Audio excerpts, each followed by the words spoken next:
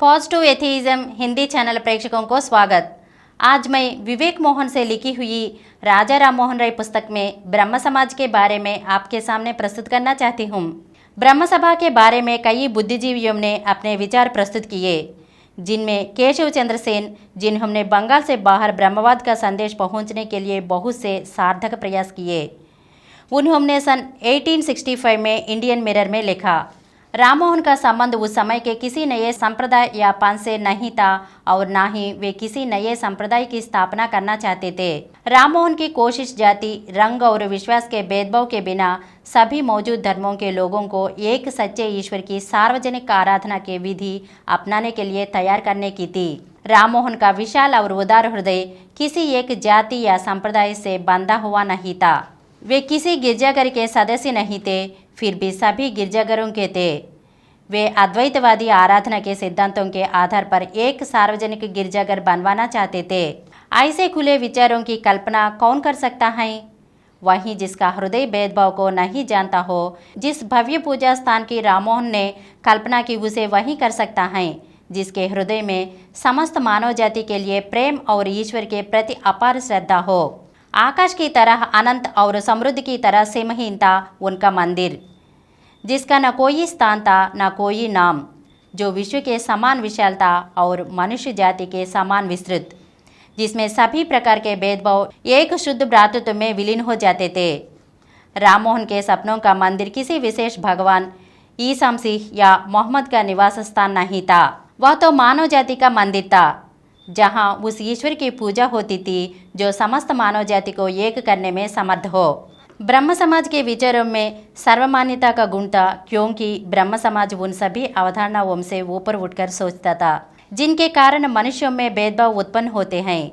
सन 1906 में sir we वेंकटरत्न ने अपनी अध्यक्षीय भाषण में कोलकाता में हो रहे आस्तिकतावादी सम्मेलन में कहा था, ब्रह्म समाज के न्याय पत्र में जो उसका उद्देश्य बताया गया है, उसके अनुसार ब्रह्म समाज ईश्वर आराधना के लिए बिना किसी कृत्रिम भेदभाव के सभी के लिए आध्यात्मिक भाईचारे का समागम था, जो न किसी सांप्रदायिक कल्पना तक सीमित था और न किसी सांप्रदायिक द्वेष से कलंकित। ब्रह्म समाज शुद्ध रूप से मनुष्य का मनुष्य से मेल कराने तथा सदाचार, पवित्रता, उदारता आदि गुणों से मनुष्य का परिचय करने में सहायक था। धर्म के नाम पर बन चुके मानवों को एक सूत्र में फिराने का राममोहन का यह भागीरथी प्रयास था।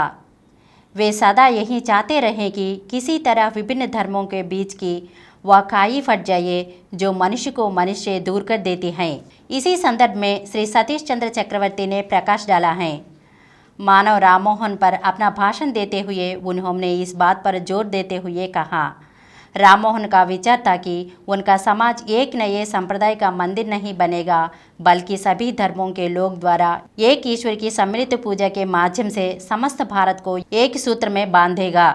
हम राममोहन के इस विश्वास और दृष्टिकोण को नहीं समझ पाते कि हिंदू, मुस्लिम और ईसाई अपने अपने धर्मों को मानते हुए भी पूजा के मामले में एक हो सकते हैं। केवल एक ईश्वर है, उसकी बराबरी कोई नहीं कर सकता, उसका कोई अंत नहीं। सभी जीवित वस्तुओं में उसका अस्तित्व है। यही ब्रह्म समाज का विश्वास था और यही राममोहन का संदेश। राममोहन का समाज जाति, वंश, वर्ण तथा राष्ट्रीयता इन भेदों को नहीं मानता था। विश्व बंधुत्व की कल्पना का यह एक साकार रूप था। मनुष्य जागे तो देश जागेगा। इसी को अपना परम जय मानकर राममोहन मनुष्य की आत्मा को अंधविश्वास, अज्ञान और अविवेक के बंधनों से मुक्त करने में लगे थे। मानव जागृति का यह विचार युवावस्था में ही राममोहन के मन में बस गया था और अंत तक उनके विभिन्न कार्यों में इसकी झलक मिलती रही। अगले एपिसोड में राजा राम मोहन राय के बारे में और कुछ अंशों को जानेंगे। धन्यवाद।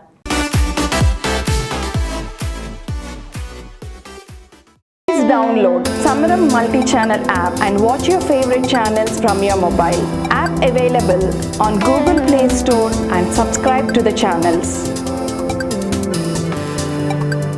For more videos, please subscribe to this channel Positive Atheism and activate the bell icon.